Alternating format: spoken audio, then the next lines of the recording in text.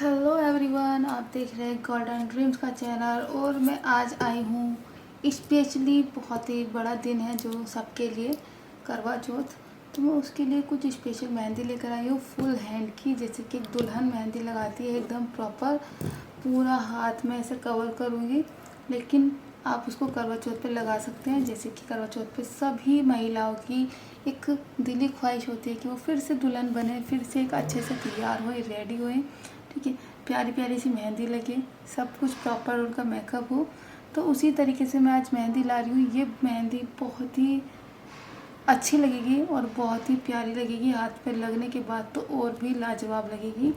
तो चलो, मेरी वीडियो पर जो भी न्यू है प्लीज़ से लाइक शेयर सब्सक्राइब करना मत भूलना, और मेरी वीडियो को लास्ट तक देखना ज़रूर।